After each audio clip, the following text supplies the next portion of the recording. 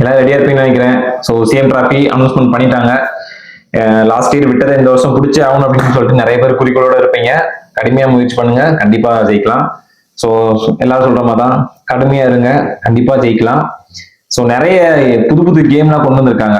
இன்னைக்கு நம்ம வந்து என்ன பார்க்கறோம்னா, ஒவ்வொரு கேமோட டீடைல்ஸ் எப்பெல்லாம் அப்ளை பண்ணும், எந்த மாதிரிலாம் ப்ரொசீஜர் இருக்கு, இந்த 2026 சிஎம் டிராஃபில வந்து என்னென்ன புது கேம்லாம் கொண்டு வந்திருக்காங்க அப்படின்றத இந்த வீடியோ நம்ம பார்க்க போறோம். ஸோ இந்த வீடியோ ஃபுல்லா நீங்க பாருங்க. லாஸ்ட்ல நான் ஒரு ட்விஸ்ட் வச்சிருக்கேன். ஏன்னா அடுத்த வீடியோ நான் என்ன போட போறேன்னு பாத்தீங்கன்னா, ஒவ்வொரு கேமுக்கும் என்ன எலிஜிபிள், என்ன கேட்டகரி வச்சிருக்காங்க, என்ன கேட்டகரியில என்னென்ன ஈவெண்ட்ஸ்லாம் இருக்கு அப்படின்றதான் நான் இன்னொரு வீடியோ நான் டெப்தா சொல்றேன். ஸோ இந்த வீடியோவே கொஞ்சம் லாங்கா போகும், பட் இருந்தாலும் உங்களுக்கு ரொம்ப யூஸ்ஃபுல்லா இருக்கும். அதனால மிஸ் பண்ணாம ஃபுல்லா பாருங்க. ஸோ தெரியும், ஃபர்ஸ்ட் சிஎம் டிராஃபி மொத்தம் 5 கேட்டகரியா வச்சிருக்காங்க. என்னென்ன கேட்டகரி பாத்தீங்கன்னா, ஸ்கூல் கேட்டகரி, ஸோ ஸ்கூல் ஸ்டூடெண்ட்ஸ்க்கு ஒரு கேட்டகரி இருக்கும். அப்புறம் காலேஜ் கேட்டகரி இருக்கு. ஸோ மாற்றுத்திறனாளிகள் பிரிவு அவங்களுக்கு ஒரு கேட்டகரி இருக்கு. அண்டு கவர்மெண்ட் எம்ப்ளாயிஸ், அரசு ஊழியர்களுக்கான ஒரு கேட்டகரி இருக்கு. அப்புறம் ஜெனரல் கேட்டகரி, பொது பிரிவு. இந்த 5 கேட்டகரி இருக்கு. இந்த 5 கேட்டகரியோட ஏஜ் உங்களுக்கு தெரியும். ஃபர்ஸ்ட் ஸ்கூல் ஸ்டூடெண்ட்ஸ் நீங்க யாராவது இருக்கீங்க, இதுக்கு நீங்க எலிஜிபிளா இருக்கணும், அப்ளை பண்ணணும்னு நினைச்சீங்கன்னா, உங்களோட ஏஜ் வந்து மொத்தம், அதாவது 1/1/2008 அன்னைக்கு இல்லைன்னா அதுக்கு அப்புறமா பிறந்தவங்க நீங்க இருக்கணும். நல்லா நோட் பண்ணிக்கோங்க. 1/1/2008க்கு அப்புறமா பிறந்தவங்களா இருக்கணும். மற்றும் 6ஆம் வகுப்பு முதல் 12ஆம் வகுப்பு வரை பயில்வரா இருக்கணும். ஸோ இது வந்து ஸ்கூல் கேட்டகரியில நிறைய பேர் திங்க் பண்ணது, நானுமே ஸ்டார்டிங்ல திங்க் பண்ணதுதான். ஒவ்வொரு கேட்டகரி வைஸ் நடக்குமா, ஸ்கூல் கேட்டகரியிலே கேட்டகரி வைஸ் நடக்கும்னு கேட்டு நினைச்சிருப்போம். இல்ல, 6th இருந்து 12th வரைக்கும் இருக்கிறவங்க எல்லாருமே ஒரே கேட்டகரி தான். ஸோ ஸ்கூல் ஸ்டூடெண்ட்ஸ்க்கு இது கொஞ்சம் கஷ்டம் தான். பட் 12th படிக்கிறவங்களுக்கு, 11th 12th படிக்கிறவங்களுக்கு நம்ம ஈஸியா இருக்கும். ட்ரை பண்ணுங்க, எஃபர்ட் போடுங்க, கண்டிப்பா கிடைக்கும். ஸோ காலேஜ் கேட்டகரி 25 வயசு இருக்கிறவங்க வரைக்கும் இதுல எலிஜிபிள். இதோட ஏஜ் கேட்டகரி என்னன்னு பாத்தீங்கன்னா 17, அதாவது 1 ஜூலை 2001 அன்னைக்கு இல்லைன்னா அதுக்கு அப்புறம் பிறந்தவங்களா இருக்கணும். ஸோ காலேஜ் கேட்டகரி நீங்க யாராவது பார்ட்டிசிபேஷன் பண்ணணும் அப்படின்னு நீங்க காலேஜ் படிச்சா மட்டும் பார்த்தாது, உங்களோட ஏஜ் வந்து 1/7/2001க்கு அப்புறமா நீங்க பிறந்திருக்கணும். நீங்க தமிழ்நாட்டுல வந்து யூஜி, பிஜி, ஐடிஐ, அப்புறம் பாலிடெக்னிக் அதுல படிக்கிறவங்க கூட இருந்துக்கலாம். உங்களோட வயசு 25க்கு மேல இருக்கக்கூடாது, ரொம்ப இம்பார்ட்டன், அதை நோட் பண்ணிக்கோங்க. 25க்கு மேல இருந்துச்சுன்னா நீங்க அந்த கேட்டகரி, காலேஜ் கேட்டகரி அட்டன் பண்ண முடியாது. ஸோ 1/7/2001 அதுக்கப்புறமா பிறந்தவங்களா இருக்கணும். மாற்றுத்திறனாளிகள் பிரிவுக்கு வந்து ஏஜ் லிமிட் கிடையாது. அவங்க என்ன ஏஜ் கேட்டகரியா இருந்தாலும் நீங்க வந்து அப்ளை பண்ணலாம், நீங்க பார்ட்டிசிபேஷன் பண்ணலாம். கங்க்ராச்சுலேஷன், எல்லாருமே அட்டன் பண்ணுங்க. ஸோ கவர்மெண்ட் எம்ப்ளாய்க்கும் சேம் வயது வரம்பு இல்லைன்னு போட்டிருக்காங்க. ஸோ அவங்களுக்குமே ஒரு நல்ல ஆப்ஷன் தான் அது. ஸோ எல்லா கவர்மெண்ட் எம்ப்ளாயிஸுமே ஒரே கேட்டகரி தான். ஸோ நீங்களும் எஃபர்ட் போடுங்க, ஃபைட் பண்ணுங்க, ஜெயிச்சுங்க. ஸோ பொதுப்பிரிவு நம்மள மாதிரி பொதுப்பிரிவு, இப்போ நான் வந்து ஸ்கூல் காலேஜ்லாம் முடிச்சிட்டேன்ல, நம்ம கவர்மெண்ட் எம்ப்ளாய் கிடையாதுல்ல, அதனால பொதுப்பிரிவுல வந்து என்ன ஏஜ் கேட்டகரி இருக்கலாம் பாத்தீங்கன்னா 15 இருந்து 35 வயசு வரைக்கும் இருக்கலாம். 35 வயசுக்கு மேல இருந்தா பார்ட்டிசிபேட் பண்ண முடியாதா அப்படின்னு கேட்டீங்கன்னா, இதுக்கு நான் என்ன ஆன்சர் பண்ணுவேன்? பண்ண முடியாது. அப்படின்னா நீங்க ஒரு கவர்மெண்ட் எம்ப்ளாய் இருக்கணும், இல்லைன்னா மாற்றுத்திறனாளியா இருந்தீங்கன்னா மட்டும்தான் முடியும். ஸோ பொதுப்பிரிவில் நீங்க அட்டன் பண்ணணும்னு நினைக்கிறவங்க, ஸ்கூல் ஸ்டூடெண்ட்ஸ் கூட பொதுப்பிரிவில் அட்டன் பண்ணலாம். 15 வயசுக்கு மேல இருந்தீங்க அப்படின்னா காலேஜ் ஸ்டூடெண்ட்ஸும் நீங்க பொதுப்பிரிவில் அட்டன் பண்ணலாம். இதுவே நிறைய பேர் திங்க் பண்ணிட்டு இருப்பீங்க, ஒரு சில டிஸ்ட்ரிக்ட்ல வந்து காம்படிஷன் கம்மியா இருக்கும், காலேஜ் கேட்டகரி போட்டா கஷ்டமா இருக்கும், அது சொல்லிட்டு ஜெனரல் கேட்டகரி நீங்க வருவீங்க. அப்படிதான் லாஸ்ட் இயர் யாரோ ஒருத்தவங்க வந்து என்னோட தங்கப்பதக்கத்தை எடுக்க வேண்டிய சூழ்நிலையை மாத்தி விட்டீங்க. ஆனா இந்த வருஷம் விட மாட்டேன், நானும் பார்ட்டிசிபேஷன் பண்றேன். அந்த வீடியோலாம் நீங்க பாப்பீங்க. ஸோ காலேஜ் கேட்டகரி 15 வயசுல இருந்து 35 வயசு இருக்கணும். இதோட ஏஜ் கேட்டகரி 1/1/1991 1991க்கு அப்புறமா பிறந்தவங்க இருக்கணும். ஸோ 15 வயசு அப்படின்னா 1/1/2011 அதுக்கப்புறம் பிறந்தவங்க இருக்கணும். ஸோ நோட் பண்ணிக்கோங்க இந்த 5 கேட்டகரி. இப்போ வந்து அந்த 5 கேட்டகரியில என்னென்ன ரூல்ஸ்லாம் இருக்கு அப்படின்றத நம்ம பார்த்துக்கலாம். ஒரு பொதுவான தகவல் பாத்தீங்கன்னா, இதுக்கான ரிஜிஸ்ட்ரேஷன் உங்களுக்கு தெரியும், tncmtrophy.stat.in அப்படின்ற ஒரு வெப்சைட்குள்ள போய் நீங்க உங்களுக்கான ரிஜிஸ்ட்ரேஷனை பண்ணிக்கலாம். ஸோ அதுக்குள்ள போய் எப்படி ரிஜிஸ்ட்ரேஷன் பண்ணணும் அப்படின்றதுலாம் ஒன் பை ஒன்னா ஸ்டெப்பா சொல்றேன், நீங்க தெளிவா நோட் பண்ணிக்கோங்க. அதுல போயிட்டு உங்களோட போட்டி நடைபெறும் நாள் மற்றும் இடம் குறித்த விவரங்கள் இணையத்தில் விரைவில் பதிவேற்றம் செய்யப்படும். ஸோ எப்ப எந்த டேட்டு எந்த இடத்துல நடக்குது அப்படின்ற டீட்டெயில்ஸ் வந்து அவங்க விரைவில் சொல்லுவேன் அப்படின்னு சொல்லியிருக்காங்க. உங்களுக்கு கூடுதல் விவரங்கள் தெரிஞ்சுக்கணும்னு நினைச்சீங்கன்னா நீங்க அந்த வெப்சைட்டை அடிக்கடி நீங்க ஓப்பன் பண்ணி பார்த்துட்டே இருக்கணும். அப்படின்னா தான் அதுல எதாவது அப்டேட் பண்ணாங்க அப்படின்னா அது உங்களுக்கு போய் ஈஸியா இருக்கும். ஸோ ஒரு வீரர் வந்து ஒரு பிரிவில் ஒரு விளையாட்டில் மட்டுமே பதிவு செய்திட முடியும். ஒரு அத்லெட்டிக் நீங்க பார்ட்டிசிபேட் பண்றோம்னா ஒரு பிரிவுல ஏதாவது ஒரு கேட்டகரியில ஒரு விளையாட்டுல மட்டும்தான் பார்ட்டிசிபேஷன் பண்ண முடியும். அது தெளிவா நோட் பண்ணிக்கோங்க. தமிழ்நாடு முதலமைச்சர் கோப்பை விளையாட்டுப் போட்டிகளில் பங்கேற்கும் ஒவ்வொரு பிரிவு வீரர்களுக்கும் போட்டியின் போது சமர்ப்பிக்க வேண்டும். என்னென்ன சர்டிபிகேட்லாம் நீங்க சப்மிட் பண்ணணும் பாத்துக்கோங்க. நீங்க சீட் பண்ண முடியாது. ப்ராப்பரா உங்களால என்ன முடியுமோ, உங்களுக்கு என்ன கேட்டகரி அதை மட்டும் பார்ட்டிசிபேட் பண்ணுங்க, அதை மட்டும் மெடல் பண்ணுங்க, அதுவே போதுமானது. ஸோ நீங்க ஸ்கூல்ஸ் காலேஜ் ஸ்டூடெண்ட்ஸா இருந்தீங்க அப்படின்னா உங்களோட பள்ளி கல்லூரி முதல்வரிடமிருந்து பெறப்பட்ட சான்றிதழ், அதாவது போனஃபைட் சர்டிஃபிகேட் சொல்லுவாங்க அந்த இது, அப்புறம் அடையாள அட்டை ஐடி கார்டு இருக்கணும். இருந்தால் தான் அவங்க வந்து பார்ட்டிசிபேட் பண்ண விடுவாங்க. ஸோ இதை எடுத்துட்டு போயிருங்க ஈவன் நடக்கும்போது. மாற்றுத்திறனாளிகளுக்கு வந்து மாற்றுத்திறனாளிகளுக்கான சான்று, மாற்றுத்திறனாளிகள் நலத்துறையால் வழங்கப்பட்ட சான்றுன்னு ஒன்று கொடுப்பாங்களே, அந்த நீங்க கொண்டு போனீங்கனாலே போதும். ஸோ கவர்மெண்ட் எம்ப்ளாயி வந்து பணிபுரியும் அலுவலக அடையாள அட்டை, நம்மளோட ஐடி கார்டு மற்றும் அலுவலக அதிகாரிலிருந்து பெறப்பட்ட பணிபுரிவுக்கான உறுதி சான்றிதழ், இது ரெண்டுமே கொண்டு போயிருக்கணும். அப்பதான் அவங்க கவர்மெண்ட் எம்ப்ளாயி அப்படின்றத கன்ஃபார்ம் பண்ணுவாங்க. பொது பிரிவுல நீங்க போய் பார்ட்டிசிபேஷன் பண்றீங்க அப்படின்னா தமிழ்நாட்டுல குறைந்தபட்சம், இப்ப வெளிநாட்டுல இருந்து வராங்க, இப்ப ஜென்ரல் கேட்டகரி யாராவது பார்ட்டிசிபேட் பண்ண நினைக்கிறாங்கன்னா, வெளிநாட்டுல இருந்து வந்து பார்ட்டிசிபேட் பண்றாங்க அப்படின்னா வெளி மாநிலத்தவர் வந்து பேரா பார்ட்டிசிபேட் பண்ணாங்க. தமிழ்நாட்டுல குறைஞ்சது 5 வருஷம் வாழ்ந்திருக்கணும், வசித்திருக்கணும்னு சொல்றாங்க. குடும்ப அட்டை இல்லைன்னா நேட்டிவிட்டி சர்டிபிகேட், இது ரெண்டு எதுவுமே கம்பல்சரி. ஸோ லாஸ்ட் இயருமே இது ஒரு இடத்துல கொலாப்ஸ் வச்சு, அதனால ஜென்ரல் கேட்டகரி நீங்க பார்ட்டிசிபேஷன் பண்ற ஸ்டூடெண்ட்ஸ், அத்லெட்ஸ் இல்லை கேம்ஸ் யாராவது நீங்க இருந்தீங்க அப்படின்னா உங்களோட நேட்டிவிட்டி சர்டிபிகேட் வந்து நீங்க முன்னாடி இசிஐ மையத்துல அப்ளை பண்ணி வாங்கிக்கோங்க. அது பெட்ரு. ரேஷன் கார்டு அந்த ஜெராக்ஸ் இல்லை ஒரிஜினல் கொண்டு போயிருங்க. லாஸ்ட் இயர் கொஞ்சம் ஸ்ட்ரகிள் ஆச்சு, அதனால சொல்றேன். ஸோ ஒரு சில பொதுவான கேள்விகளா இருக்கு. என்னென்ன பொதுவான கேள்வி அப்படின்னு நான் சொல்றேன். ஒரு விளையாட்டு வீரர் எத்தனை விளையாட்டுல பங்கேற்க முடியும்னு கேட்டீங்கன்னா, தமிழ்நாடு முதலமைச்சர் கோப்பை விளையாட்டு போட்டியில் விதிமுறைப்படி பொதுவாக ஒரு விளையாட்டு வீரர் ஒரு பிரிவில் ஒரு விளையாட்டில் மட்டுமே பங்கேற்க முடியும். அதாவது ஒரு பிளேயர் வந்து ஒரு பிரிவுல ஒரு கேட்டகரியில ஒரு கேம்ல மட்டும் பார்ட்டிசிபேஷன் பண்ண முடியும். இருந்தாலும் பள்ளி மற்றும் கல்லூரி பிரிவுல மற்றும் தடகளம் மற்றும் நீச்சல் ஆகிய விளையாட்டுகளில் மட்டும் ஏதேனும் 2 நிகழ்வுகளில் பங்கேற்க முடியும். பாத்தீங்கன்னா சொன்ன இதுல வந்து 2 ஈவெண்ட்ஸ் பார்ட்டிசிபேட் பண்ணிக்கலாம். அது எதுன்னு பாத்தீங்கன்னா, அது school and college category students மட்டும். அத்லெட்ஸ் மற்றும் ஸ்விம்மிங் ஆகிய விளையாட்டுகளில் மட்டும் ஏதேனும் 2 நிகழ்வுகளில், அதாவது 2 ஈவெண்ட்ஸ் ஏதாவது பார்ட்டிசிபேஷன் பண்ணிக்கலாம். இறகு பந்து, கேரம், டென்னிஸ், டேபிள் டென்னிஸ் விளையாட்டுல இருந்து ஒரு விளையாட்டு வீரர் எத்தனை ஈவெண்ட்டில் பங்கேற்கலாம் அப்படின்னு நீங்க கேட்டீங்கன்னா, சிங்கிள்ஸ் அண்ட் டபுள்ஸ் ஆகிய 2 ஈவெண்ட்லையுமே பங்கேற்கலாம். எந்தெந்த கேம் சொல்றேன்? இறகு பந்து, கேரம், டென்னிஸ், டேபிள் டென்னிஸ், இதுல வந்து சிங்கிள்ஸ், டபுள்ஸ் ரெண்டுலயுமே நீங்க வந்து 2 ஈவெண்ட்லயுமே நீங்க பார்ட்டிசிபேஷன் பண்ணிக்கலாம். குழு விளையாட்டுகள்ல பங்கு பெற எவ்வாறு பதிவு செய்திட வேண்டும்? ஸோ டீம் கேம்ஸ்ல வந்து நீங்க பார்ட்டிசிபேட் பண்ணணும் அப்படி உங்க டீமா பார்ட்டிசிபேட் பண்ணணும் அப்படின்னா எப்படி பதிவு செய்யணும் பாத்தீங்கன்னா, குழு விளையாட்டுகள்ல ஒரு வீரர் அவரது குழு சார்பாக அனைத்து விளையாட்டு வீரர்களையும் பதிவு செய்து குழு தலைவரை தேர்வு செய்ய வேண்டும். ஸோ டீம் என்று நீங்க போடுறீங்கன்னா அதுக்கான குழு தலைவரை நீங்களே தேர்வு செய்திட வேண்டும். ஒரு குழுவில் பதிவு செய்துள்ள வீரர்கள் எக்காரணம் கொண்டும் வேற எந்த குழுவிலும் பதிவு செய்யக்கூடாது. இப்போ ஒரு டீம்ல நீங்க கேப்டன் போட்டீங்கன்னா அவர் வேற எந்த டீம்லயும் வேற எந்த கேம்லயுமே போட்டக்கூடாது. அவ்வாறு பதிவு செய்திடும் பட்சத்தில் 2 குழுவும் நிராகரிக்கப்படும். அப்படி நீங்க மாத்தி ஏதாவது ரிஜிஸ்டர் பண்றீங்க, சீட் பண்றீங்க, இவர் நல்ல பெர்ஃபார்மன்ஸ் பண்ணான்னு சொல்லிட்டு எல்லா கேம்லயும் 2-3 கேம்ல போட்டுட்டீங்கன்னா எல்லாருக்குமே அதை கண்டுபிடிச்சிட்டாங்க அப்படின்னா டிஸ்குவாலிஃபை பண்ணிடுவாங்க. அதனால அப்படிலாம் பண்ணாதீங்க. ஒரு டீம் நல்ல டீமா ரெடி பண்ணுங்க. உங்க ஸ்கூலா இருந்தாலும் சரி, காலேஜா இருந்தாலும் சரி, அந்த டீம் கூட்டு போய் நீங்க நல்லபடியா மெடல் பண்ணுவாங்க. 2-3 டீம் 2-3 கேம் அப்படின்னு சொல்லிட்டு போட்டுறவனா இணையதளம் வாயிலாக போட்டிகளுக்கு பதிவு செய்திடாமல், ஸோ ஆன்லைன் ரிஜிஸ்ட்ரேஷன் பண்ணாம போட்டிகள் நடைபெறும் இடங்களுக்கு நேரடியாக அந்த போட்டியில் கலந்து கொள்ள அனுமதிக்க மாட்டாங்க. ஸோ கண்டிப்பா அனுமதி கிடையாது. இணையதளம் வாயிலாக மட்டுமே பதிவு செய்திட வேண்டும் சொல்லி சொல்லிட்டாங்க. ஸோ 31/8 இந்த மாசம் எண்டு தான் லாஸ்ட் டேட்டு. அதுக்குள்ள நீங்க ரிஜிஸ்ட்ரேஷன் பண்ணி உங்களோட ரிஜிஸ்ட்ரேஷனை கன்ஃபார்ம் பண்ணிக்கோங்க. லாஸ்ட் மினிட்ல போயிட்டு நின்றுட்டு இருக்காதீங்க, ரொம்ப கஷ்டம். இணையதளம் வாயிலாக போட்டிகளுக்கு பதிவு செய்துள்ளவர்கள் போட்டியில் கலந்து கொள்ள இயலவில்லை எனில் அவருக்கு பதில் வேறு வீரர்கள் போட்டி நடைபெறும் போது கலந்து கொள்ள அனுமதிக்கப்படுவார்களா? முடியுமா? கண்டிப்பா முடியாது. இது வந்து ரிஜிஸ்ட்ரேஷன் பண்ணலன்னா பார்ட்டிசிபேஷன் பண்ண முடியாது, யாரா இருந்தாலும் சரி. ஸோ ஸ்கூல்ஸ் காலேஜ் ஸ்டூடெண்ட்ஸ்க்கான கேள்விகள் என்னென்ன இருக்கு அப்படின்னு நான் சொல்றேன். பள்ளி மாணவர்களுக்கான வயது வரம்பு இருக்கா அப்படின்னு கேட்டா, நான் முன்னாடி சொன்னதா 1/1/2008 அன்னைக்கு, இல்லைன்னா அதுக்கப்புறம் அதற்கு 1/1/2008 அன்னைக்கு இல்லைன்னா அதற்கு முன் பிறந்தவராக இருத்தல் வேண்டும். மற்றும் 6ல இருந்து 12ஆம் வகுப்பு பயில்வராக இருத்தல் வேண்டும் ஸ்கூல் ஸ்டூடெண்ட்ஸ். கல்லூரி மாணவர்களுக்கு வந்து வயது வரம்பு பாத்தீங்கன்னா 1/7 ஜூலை 2001 அன்னைக்கு இல்லைன்னா அதற்கு பின் பிறந்தவராக இருத்தல் வேண்டும் காலேஜ் கேட்டகரி. ஸோ பள்ளி பிரிவில் சிபிஎஸ்இ, ஐசிஎஸ்சி பள்ளி மாணவர்கள் பங்கேற்கலாமா? சிபிஎஸ்இ, ஐசிஎஸ்சி சார்பாக பங்கேற்கலாம்.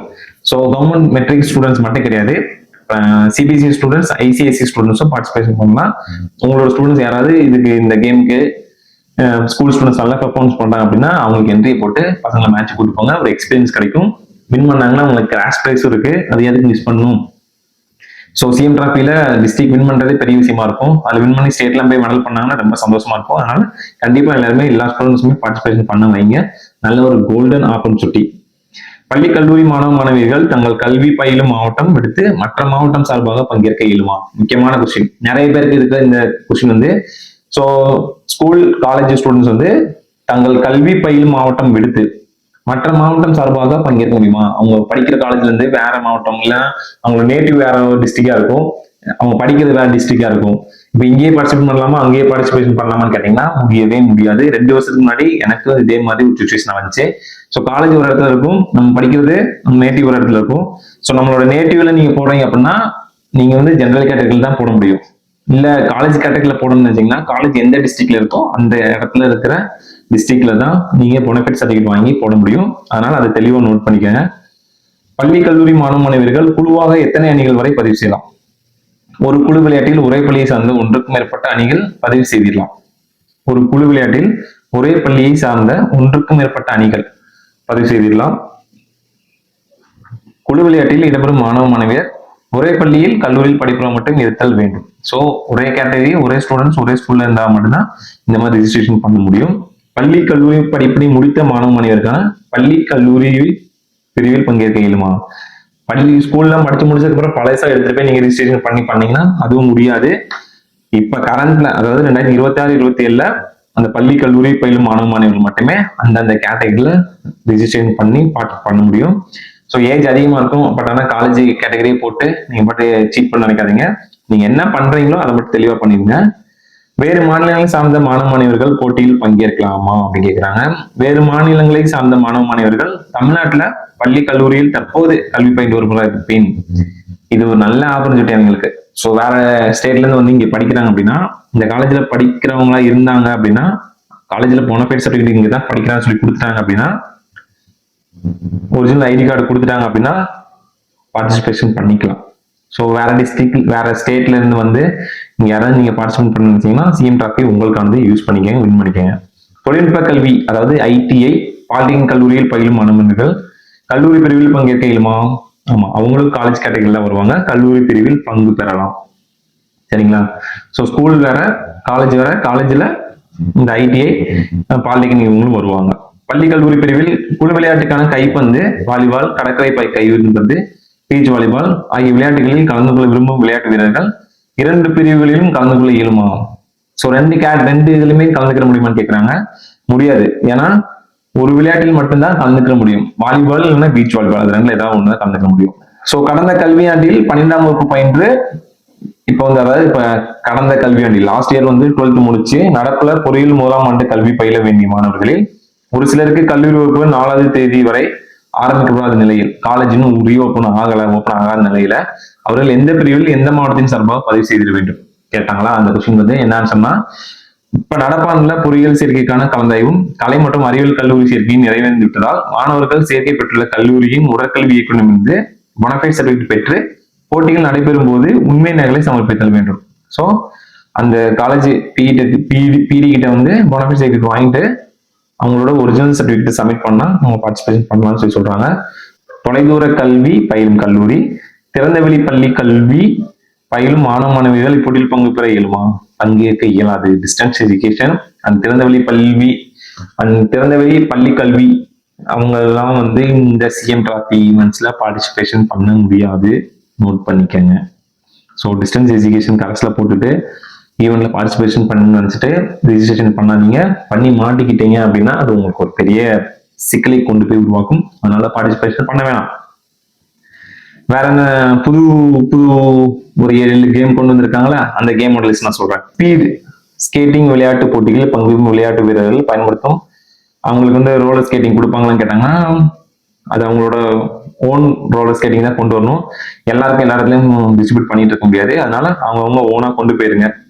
அப்ப நானும் ஸ்பிரிண்டர் ஓட எனக்கு ஸ்பைக்ஸ் கொடுப்பாங்கன்னு சொல்லி எல்லாம் ஒரு சில கேட்பாங்கல்ல, அதுக்காக சொன்னேன். அவங்க ஈவெண்ட் அவங்களோட அவங்கவுங்க தான் கொண்டு போய் ஆகணும்.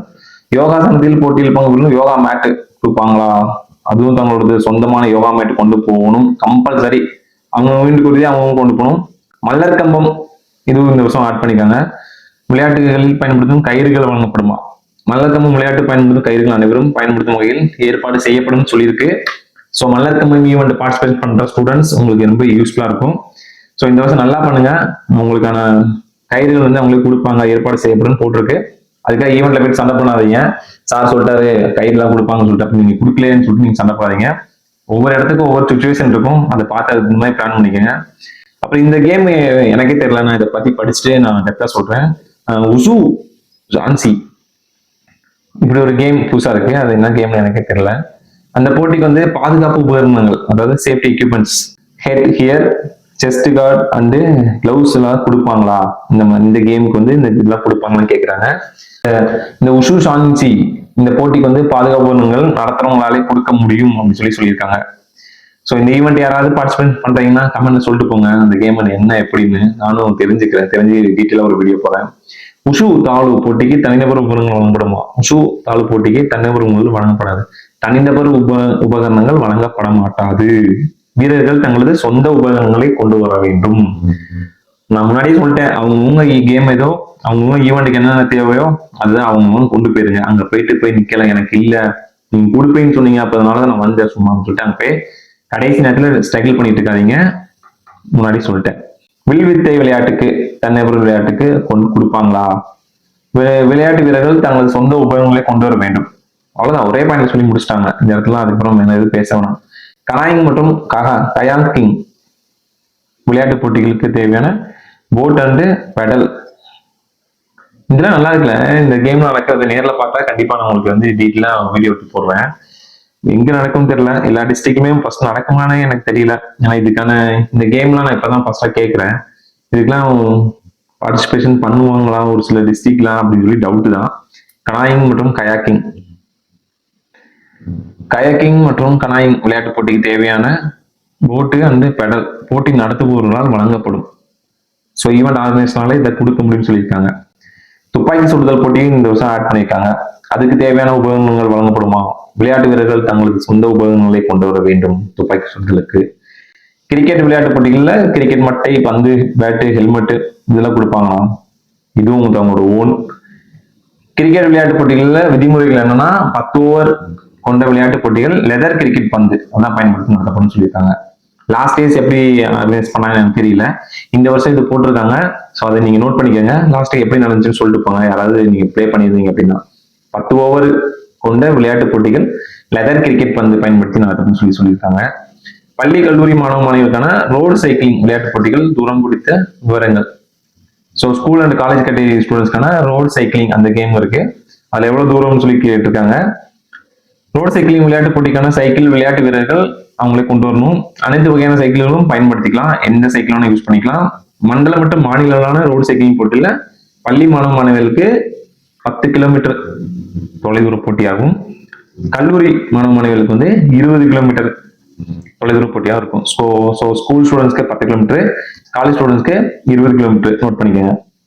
மாற்றுத்திறனாளி விளையாட்டு வீரர்களுக்கான பிரிவுக்கான கேள்வி என்னென்ன உங்களுக்கு இப்படி கேள்வி கேட்கிறாங்க அப்படின்னா, மாற்றுத்திறனாளி விளையாட்டு பிரிவில் பிரிவு வாரியாக வழங்கப்பட்டுள்ள விளையாட்டுகள் தவிர மற்ற விளையாட்டுகள்ல பங்கேற்க முடியுமான்னு கேட்கிறாங்க. முடியாது. ஸோ பிரிவு வாரியாக வழங்கப்பட்டுள்ள விளையாட்டு போட்டிகளை மட்டுமே அவங்க வந்து பார்ட்டிசிபேட் பண்ணணும். அரசு துறையில் பணியாற்றும் கவர்மெண்ட் எம்ப்ளாயர் இருக்கிற மாற்றுத்திறனாளி விளையாட்டு வீரர்கள் எந்த பிரிவின் கீழ் விளையாட்டு போட்டியில் பங்கேற்க இயலும்? கவர்மெண்ட் எம்ப்ளாயர் இருப்பாங்க, அதுல அவங்க வந்து மாற்றுத்திறனாளியா இருந்தாங்க அப்படின்னா அவங்க எந்த கேட்டகரியில பார்ட்டிசிபேட் பண்ண முடியும் பாத்தீங்கன்னா, அரசு துறைகளில் பணிபுரியும் மாற்றுத்திறனாளி விளையாட்டு வீரர்கள் தங்கள் விருப்பப்படி சொல்லிட்டாங்க. மாற்றுத்திறனாளி பிரிவு இல்லைன்னா அரசு ஊழியர் பிரிவு ஏன்னா எதுனாலும் அவங்க வந்து ஏதாவது ஒரு பார்ட்டிசிபேஷன் பண்ணிக்கலாம். ரெண்டுல எதனால ஒன்னாலும் பார்ட்டிசிபேட் பண்ணிக்கலாம். ஆனா மாற்றுத்திறனாளிகளுக்கான சான்றிதழை கொண்டு அரசு ஊழியர்கள் பிரிவில் எவ்வித சலுகைகளும் பெற இயலாது. தெளிவா சொல்லிட்டாங்க. ஆனா மாற்றுத்திறனாளிகளுக்கான சான்றிதழை கொண்டு அரசு ஊழியர்கள் பிரிவில் எவ்வித சலுகைகளும் பெற இயலாது. அப்ப உங்களுக்கு எந்த கேட்டகரி எந்த இதுல பார்ட்டிசிபேட் பண்ணாலும் நீங்களே பிளான் பண்ணிக்கங்க. மாற்றுத்திறனாளி விளையாட்டு வீரர்கள் போட்டிகளில் பங்கேற்பதற்கு விண்ணப்பிக்க தேவையான ஆவணங்கள் அவங்க ஆல்ரெடி சொன்னதான். இந்த பிரிவுல பங்கேற்க விளையாட்டு வீரர்கள் ஆதார் அட்டை, மாற்றுத்திறனாளிகளுக்கான சான்றிதழ் should be differently abled dept boating போது இதை கொடுத்துருக்கணும். அதனால அவங்க வந்து அக்செப்ட் பண்ணுவாங்க. வேற மாற்றுத்திறனாளிகள் பிரிவில் கலந்து கொள்ளும் விளையாட்டு வீரர் ஒருவர் எத்தனை போட்டிகளில் கலந்துக்கலாம்? இப்பிரிவில் கலந்து கொள்ள விரும்பும் விளையாட்டு வீரர்கள் தங்களுக்கான பிரிவில் ஒரு விளையாட்டில் மட்டுமே விளையாட்டு தான் பொது பிரிவு விளையாட்டு வீரர்களுக்கான கேள்விகள். பொது பிரிவில் பங்கேற்கும் விளையாட்டு வீரர்கள் சொந்த மாவட்டத்தில் போட்டிகளில் பங்கேற்கலாமா அல்லது பணிபுரியும் மாவட்டத்தில் போட்டிகளில் பங்கேற்கலாமா? இப்ப நான் கோயம்புத்தூர்ல ஒர்க் பண்ணிட்டு இருக்கேன் அப்படின்னா, என்னோட நேட்டிவ் எனக்கு விருதுநகர் அப்படின்னா, நான் எங்க பார்ட்டிசிபேஷன் பண்ண முடியும்? விருதுநகர்ல தான் பார்ட்டிசிபேட் பண்ண முடியும். பொது பிரிவில் பங்கேற்கும் விளையாட்டு வீரர்கள் ஆதார சான்றிதழ் மற்றும் இருப்பிட சான்றிதழ்கள் பெறப்பட்டுள்ள மாவட்டம் சார்பாக மட்டுமே பங்கேற்க இயலும். ஸோ நான் கோயம்புத்தூர்ல வேலை பார்த்துட்டு இருக்கேன், இதுதான் எனக்கு எல்லாமே அப்படின்னு சொல்லிட்டு இங்க என்னால பார்ட்டிசிபேஷன் பண்ண முடியாது. எல்லாருக்குமே அதே தான். உங்களோட நேட்டிவிட்டி எங்க இருக்கோ அங்கதான் பார்ட்டிசிபேஷன் பண்ண முடியும். ஸோ இந்த வருஷம் சிஎம் டிராஃபில பாக்குறீங்க நான் ஓடுறத, ஒரு மாவட்டம் சார்பாக மட்டுமே பங்கு பெறணும். சும்மா 2-3 மாவட்டத்தில் பார்ட்டிசிபேட் பண்ண முடியாது. 2 ஆதார் அட்டைகள் மூலம் பதிவு செய்யப்பட்டிருப்பது உறுதி செய்யப்பட்டால் தகுதி நீக்கம் செய்யப்படுவீர்கள். மற்ற மாநிலங்களை சார்ந்த விளையாட்டு வீரர்கள் தமிழ்நாட்டில் வசித்து வருகிறார் இருப்பின் பொது பிரிவில் போட்டியில் பங்கேற்கலாம். மற்ற மாநிலங்களை சேர்ந்த விளையாட்டு வீரர்கள் தமிழ்நாட்டில் இருக்கிறாங்க அப்படின்னா அவங்க பொது ஜெனரல் கேட்டகரியில பங்கேற்கலாமா அப்படின்னு கேட்கிறாங்க. மற்ற மாநிலங்களை சார்ந்தவர்கள் தமிழ்நாட்டில் வசிப்பவர் இருப்பின் பொது பிரிவில் பங்கு பெற விருப்பம் விளையாட்டு வீரர்கள் இருப்பிட சான்றிதழ் போட்டி நடைபெறும் போது சமர்ப்பிக்கணும். நேட்டிவிட்டி சர்டிபிகேட் இருந்துச்சுன்னா போதும், பார்ட்டிசிபேட் பண்ணிக்கலாம். தமிழ்நாட்டில் குறைஞ்சது 5 வருஷம் வயசுல இருக்கணும். அதுக்கான இருப்பிட சான்றிதழ் கொடுத்தீங்கன்னா போதும். ஸோ கவர்மெண்ட் எம்ப்ளாயிஸ் உங்களுக்கான கேள்வி ஏதாவது இருந்துச்சுன்னா எந்த மாதிரி இருக்கும்? அரசு ஊழியர்கள் பிரிவில் சொந்த மாவட்டத்தில் போட்டியில் பங்கேற்கலாமா இல்ல பணிபுரிகிற இடத்துல பங்கேற்கலாமா? பணிபுரியும் மாவட்டம் சார்பாக மட்டுமே. இவங்க வந்து கவர்மெண்ட் எம்ப்ளாயிஸ் ஒன்லி அவங்க ஒர்க் பண்ற டிஸ்ட்ரிக்ட்ல தான் பங்கு பெறும். போட்டிகள் நடைபெறும் போது அலுவலக அடையாட்டை கண்டிப்பா கொடுத்தாகணும். சிபிஎஸ்இ ஐசிஎஸ்சி ஸ்டூடெண்ட்ஸ் வந்து பள்ளியில் பணிபுரியும் ஆசிரியர்கள் பணியாளர்கள் அரசு ஊழியர்கள் பிரிவின் போட்டி கலந்து கொள்ளுமா? ஸோ இது வந்து கவர்மெண்ட் கேட்டகரியில வராது. அதாவது சிபிஎஸ்இ ஐசிஎஸ்சி ஸ்டூடெண்ட் ஸ்கூல்ல ஒர்க் பண்ற டீச்சர்ஸ் அவங்க வந்து கவர்மெண்ட் எம்ப்ளாயில வராது. அவங்க பொது பிரிவுல தான் பார்ட்டிசிபேஷன் பண்ண முடியும். அரசு ஊழியர்கள் பிரிவில் சீருடை பணியாளர்கள் பங்கேற்கலாமா? இதெல்லாம் ஒரு கேள்வியா? கவர்மெண்ட் எம்ப்ளாயிஸ் சொல்லியாச்சு, அப்புறம் சீருடை பணியாளர்கள் பங்கேற்கலாமா? பங்கேற்கலாம். அரசு ஊழியர்கள் பிரிவில் மத்திய அரசியல் பணியாளர்களும் சீருடை பணியாளர்கள் பங்கேற்கலாம். ஆனா மத்திய அரசியல் பணிபுரிவுகள் பங்கேற்க இயலாது. மத்திய அரசியல் பணிபுரியும் ஊழியர்கள் பொது பிரிவில் மட்டும்தான் அவங்க பார்ட்டிசிபேஷன் பண்ண முடியும். ஜெனரல் கேட்டகரியில ஜெனரல் ஒர்க் பண்ணிட்டு இருந்தீங்கன்னா நீங்க ஜெனரல் கேட்டகரியில தான் பார்ட்டிசிபேஷன் பண்ண முடியும். நோட் பண்ணிக்கங்க. ஸோ மோஸ்ட்லி அவ்வளவுதான் நினைக்கிறேன். ஓகே, ஸோ இப்போ நான் சொல்லியிருந்தது எல்லாமே வந்து ஒவ்வொரு கேட்டகரிக்கும் எப்படி எப்படிலாம் அவங்க ரூல்ஸ் அண்ட் ரெகுலேஷன் வந்து பிளான் பண்ணியிருக்காங்க சிஎம் டிராஃபி அப்படின்றதான் நான் டீட்டெயிலாக சொல்லியிருக்கேன். ஸோ அடுத்த வீடியோவில் நான் என்ன சொல்ல போறேன்னு பார்த்தீங்கன்னா, ஒவ்வொரு 5 கேட்டகரியிலையும் இருக்கிற ஒவ்வொரு ஈவெண்ட்ஸ்க்கும் என்னென்ன ஸ்பெசிஃபிகேஷன் என்னென்ன ஈவெண்ட்ஸ் இருக்கு அதை ஃபுல்லாமே நம்ம டெக்ஸ்டா பார்க்க போறோம். ஸோ ரொம்ப லென்த்தாக போகும் அப்படின்னால தான் இன்னொரு பாட்டம் வச்சிருக்கேன். ஸோ ஃபர்ஸ்ட் சப்ஸ்கிரைப் பண்ணிடுங்க. அப்பதான் அடுத்து நான் போடுற வீடியோ உங்களுக்கு வந்து கண்டிப்பா அடுத்து ஒரு நாலேஜா உங்களுக்கு யூஸ்ஃபுல்லா இருக்கும். அதனால சப்ஸ்கிரைப் பண்ணி ஃபாலோ பண்ணுங்க. நம்ம அடுத்த வீடியோல சிஎம் டிராஃபில என்னென்ன ஈவெண்ட்ஸ்லாம் இருக்கு அப்படின்றத ஃபுல்லா பார்க்கலாம். நீங்க என்ன ஈவெண்ட் எந்த ஊர்ல பார்ட்டிசிபேஷன் பண்ண போறீங்க அப்படின்றத கமெண்ட்ல சொல்லிட்டு போங்க. விருந்தினர்ல இருந்து யாராவது பார்ட்டிசிபேட் பண்றவங்க இருந்தா ஆல் தி பெஸ்ட். காலத்துல சந்திக்கலாம்.